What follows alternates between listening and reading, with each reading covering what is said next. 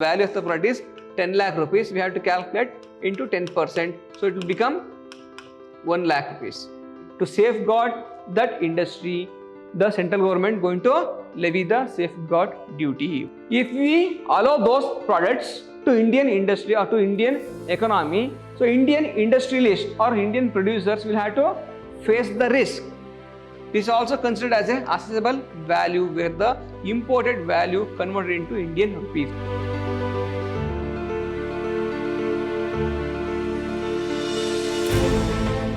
Hello my dear students, I am Rajay sir, faculty, Department of Commerce and Management, Vidyashram First Year College, Mysore, Temple of Excellence. My dear students, in today's session I am going to handle the subject Indirect Tax 2 for 6th and BCom, and the topic is custom duty. In the previous session also we are understanding, or we're discussing on what are the importance of custom duty and what are the types of custom duty. In this session we are going to explain, we are going to see in depth how different types of custom duty affects the total value of the product. Now, basic custom duty. What is my basic custom duty? So, basic custom duty is levied on the percentage value determined under section 14 subsection A. So, for example, if the value of the product is 10 lakh rupees, usually basic custom duty is 10%.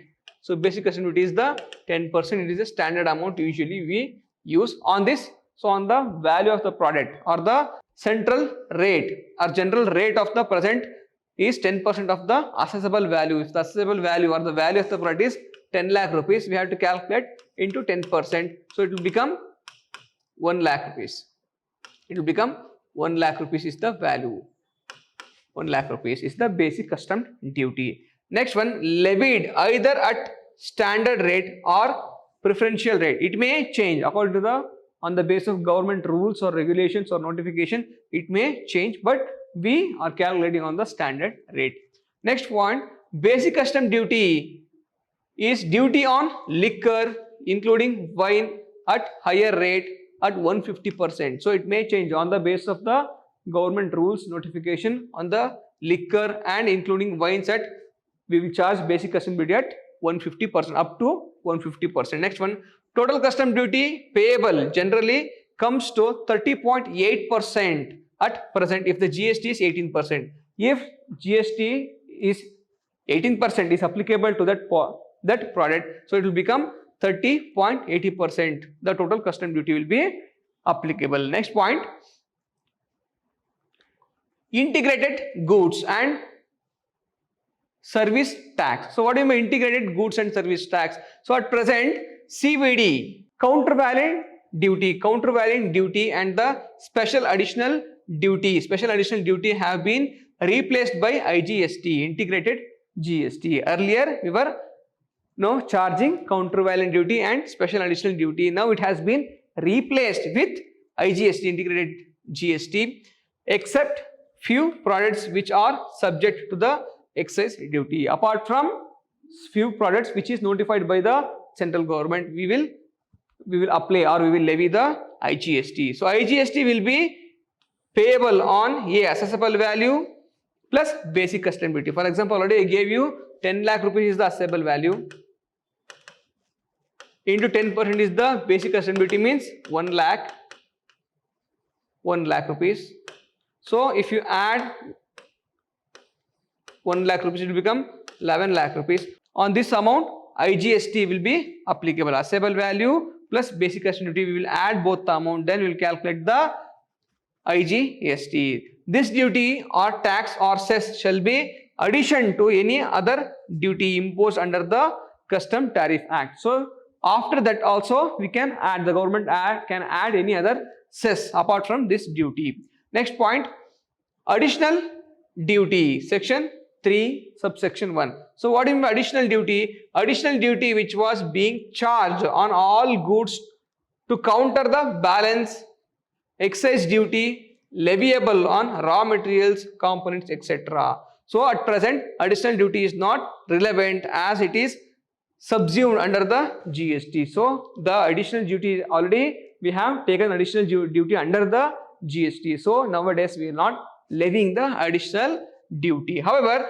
this duty is leviable in case where GST is not applicable. So if the GST is not applicable for the petroleum products, So it may be liquors or drinks on those products which are or which will not comes under GST preview. Those products will apply the additional duty. Next point, safeguard duty. What is the safeguard duty? So central government is empowered to levy the safeguard duty on specified goods imported. So if you import some goods, specified goods, those goods or on specific goods, the central government is having the authority or rights to impose the safeguard duties. If the central government is of the view that the goods imported in large quantity cause a serious injury to the domestic industry, to safeguard that industry, the central government going to levy the safeguard duty. For example, if that other country, for example China, is dumping mobile phone in our country. So what do you mean dumping? Dumping means, for example, in China the cost of the mobile phone is 10,000 rupees. But in order to destroy the Indian mobile industry or mobile manufacturer, China will sell the same when the production is exceeds then the consumption. So whatever the excess production is there, China will send for just 8,000 rupees or 5,000 rupees. So actual production cost of that particular mobile phone is 10,000 rupees, but in local price of in China is 10,000. But in order to destroy the Indian manufacturer, China will start the same mobile phone at 10,000 rupees, will sell the same mobile phone at 10,000 rupees in India. Chinese mobile phone will be sold at 5,000 rupees in India. So in this case, in order to destroy or destabilize the Indian manufacturer, so even though the cost price of the mobile phone is 10,000 rupees, so that country or China is sending or selling the goods at 5,000 rupees. So in order to destabilize the Indian manufacturer. So in order to counter this or balance this, so Indian government will add duty, safeguard duty 5,000 rupees. So it will become 10,000 rupees. So in order to safeguard the Indian mobile manufacturers, the government of India impose some duties. For example, again 100% duties will be imposed. So on this 100% will become again 5,000 rupees will be added. Again it will be countervailing. Next point, to the domestic industry, safeguard duties levied. Next point, protective duties. What do you mean protective duties? So this duty is levied by the central government on the recommendations of the Tariff Commission to protect the interest of the Indian industry. So on the recommendation of the Tariff Commission, so Tariff Commission will going to analyze some things, international things, and what are the domestic, for example, because of importing certain product from other country, what would be the disadvantage, what would be the advantage for our country. So if that particular goods imported, for example, so WTO says we cannot discriminate other countries. We cannot discriminate the countries on the basis of some, while importing or exporting, we should not discriminate on the basis of certain objectives of the WTO. But if we allow those products to Indian industry or to Indian economy, so Indian industrialists or Indian producers will have to face the risk. So that's why the government of India will levy some other duties in order to protect the Indian manufacturers. Why in India, if you to produce the same product in India, it costs more. For example, let's take example of a motor car. So motor car. So we are purchasing this motor car from USA. Okay. So the production cost is, same motor car is 20,000 rupees in USA. But in India, because of lack of resource or maybe lack of cheap labors, it is 50,000 in India. 50,000 in India. So in USA it is just 20,000. So if we import that, so Indian customer will prefer cheaper product. So in order to balance this, again the duty will be imposed. So it will make, adding the tax, the government of India will make it 50,000, or sometimes it make it 60,000, adding more duties. So ultimately the customers of Indian customer will prefer Indian made products. so that it leads to development of the Indian economy, Indian production, and also Indian people will get more jobs. That's why to protect the Indian industry, government will have to levy some protective duties. The protective duties will be levied till the date prescribed in the notification. So we cannot impose the protective duties permanently, but only to the extent we will give some time to Indian manufacturers to get developed or to get growth. After that, for example, 5 years or 10 years, we will apply this particular duty. For example, some 6 months to 1 year, sometimes we will apply the duty. Okay, so during this time, the Indian economy will get stabilized. After that, we will remove the duty. So during some times only, during time of recession, during time anything or any national or calamities happened in India. So when production is stopped, and also during this time, we have to purchase the product from other country. So if our purchase increases, if your import increases again, so it will be effect on the balance of payment, balance of trade. So in order to avoid these things during that time, so in order to settle the things in Indian economy, so government of India will levy certain duties in particular temporary basis.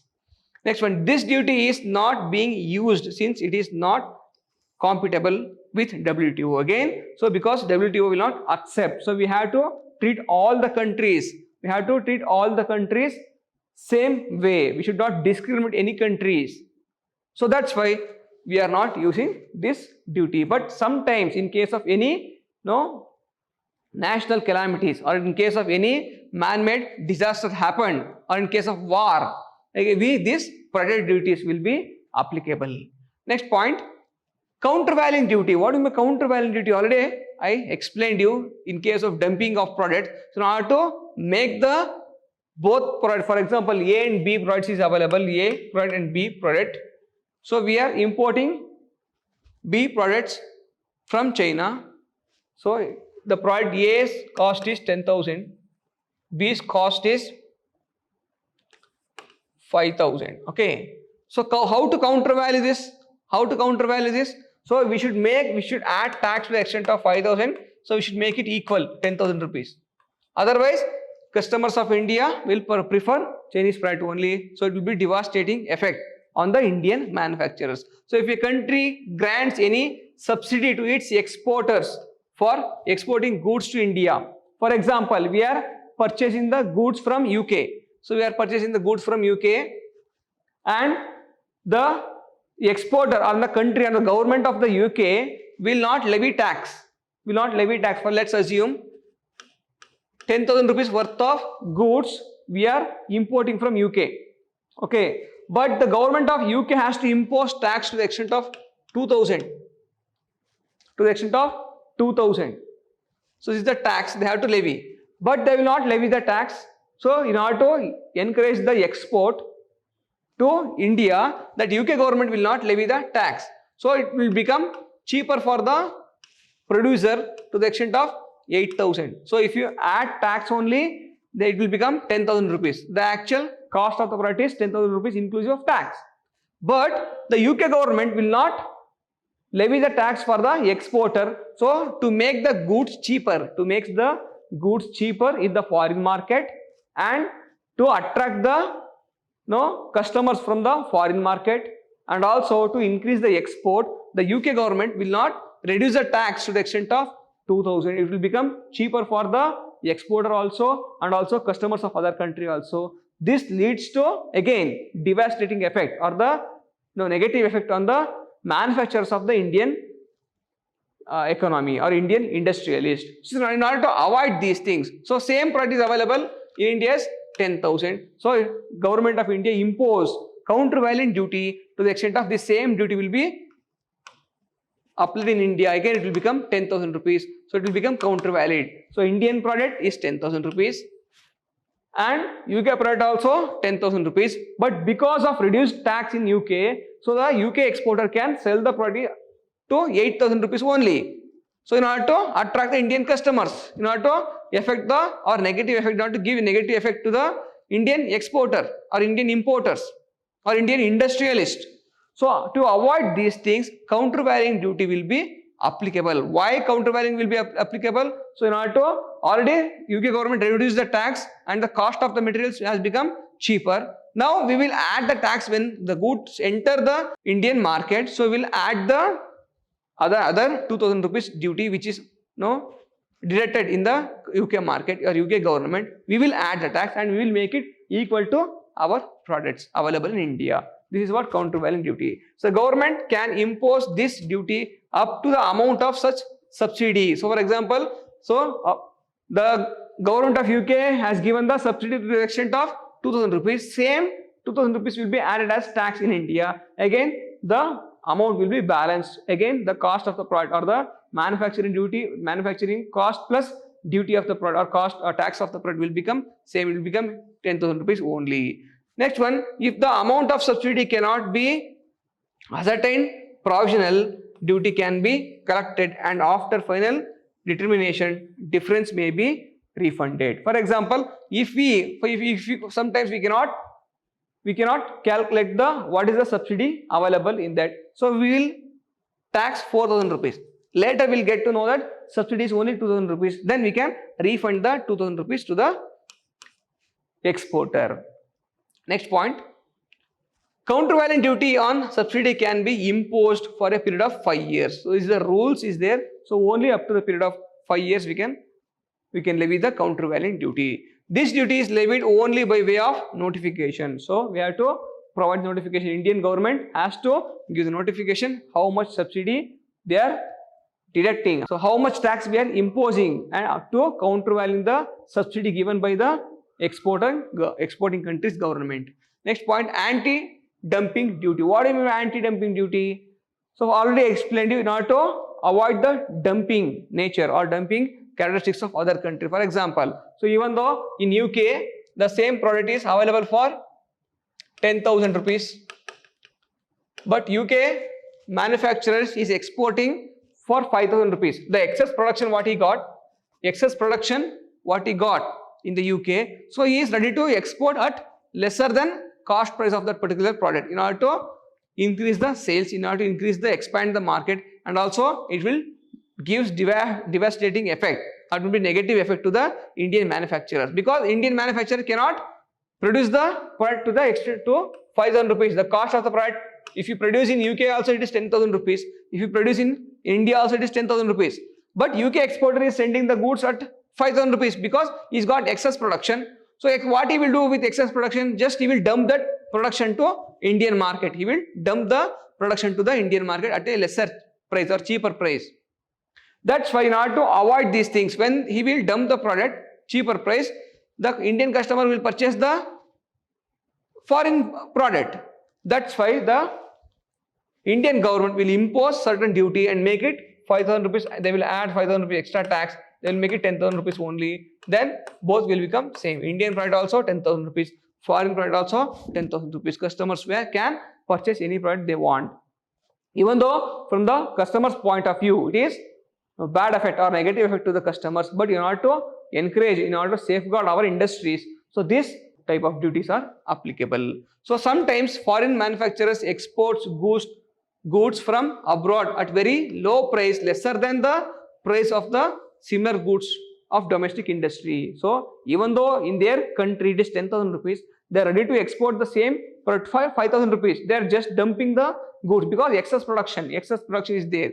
This is done with the intention to crippling domestic industry. So this is done with intention to destroy the domestic industry or the domestic manufacturing units of the other country, to dispose of their overproducts produced stock. So for example, they need only 100 products, but they have produced 150 products, 150% of their more than their demand. So excess production what they got, they just want to dump it and they will get additional income. So this is called dumping and it is an unfair trade practice. Next one, in order to offset the adverse effect of increased imports, subsidized imports or dumping and protect the domestic industry, central government can impose the anti-dumping duty and they will make it same price. For example, Already I gave you 5,000 rupees is the price of the product. They have reduced to the extent of 5,000. Again, the anti-dumping duty, they will add 5,000 rupees extra. They will make it 10,000. So in India also, same product is available for 10,000. The manufacturing cost of the product is 10,000. Again, it will become same. Customer can prefer any products they want. So the government can impose the anti-dumping duty if the goods are being sold at lesser than its normal value. Anti-dumping duty is not applicable for the imports from the EOU and SEZ, Special Economic Zone, and also EOU is not applicable units unless it is specifically notified by the imposition of anti-dumping duties. So if the goods are imported or exported to Special Economic Zone, this anti-dumping duty is not applicable. Next point, social welfare duty. So earlier, social welfare duty levied in lieu of education cess and secondary education cess. So earlier, before GST, were calculating special education cess and education cess in order to encourage the education facility in India. It is now cancelled, or it is submerged to social welfare charges, social welfare cess. So to fulfill the commitment of the government to provide and finance the education, health and social security, this duty is applicable. At present, social welfare cess or social welfare surcharge is 10% on the basic custom duty. It is a cess. Cess means tax on tax, is called as cess.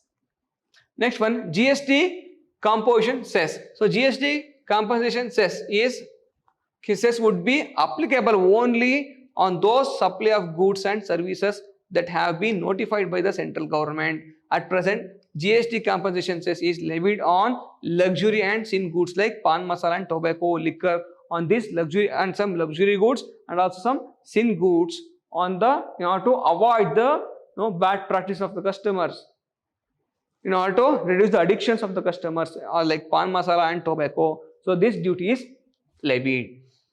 And also, what is CIF value? It is refers to the cost insurance. C means cost, I means insurance, F means freight charges. This is also considered as an assessable value, where the imported value converted into Indian rupees. So when the imported value of that particular product will be converted to Indian rupees, so we have to add CIF. So previously, loading and unloading and handling charges were added to the CIF value, notionally at 1% of the CIF value. At present, notional additional of 1% of CIF value is not applicable. Only CIF value we will add. So notional additional charges will not applicable at present.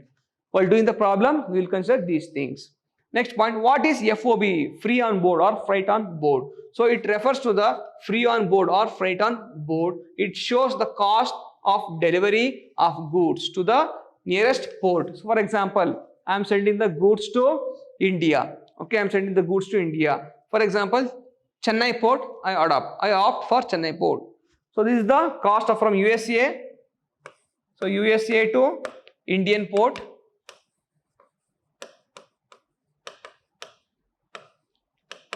Let's take Mumbai port. So from USA port to Mumbai port. So what would be the cost? What would be the transportation cost of delivery? This is called as FOB. So after that, the port and thereafter the buyer is responsible to ship the goods from there to buyer's place. For example, so after it is reaching the Mumbai port, so if the purchaser wants to transport these goods to Chennai port, so which is the nearest port? The nearest port to USA is Mumbai port. So the USA exporter will transfer the goods or transport the goods to Mumbai port. This is the cost of FOB. If the importer of the product wants to transport the same goods from Mumbai port to Chennai port, this is not included in the FOB value. What are the expenses has to bear from Mumbai port to Chennai port? The importer has to bear the expenses, not the exporter. The exporter only bear the expenses from USA to Mumbai port, nearest port from USA to Mumbai. This is called, so therefore the buyer is responsible to ship the goods from there to his buyer place, to his Chennai port or to Chennai. If you want to transport the goods from Mumbai to Chennai, the buyer has to pay the transportation expenses, not the seller. Only seller is responsible from USA to Mumbai. So in the next session, we are going to discuss some problems. Till then, thank you so much.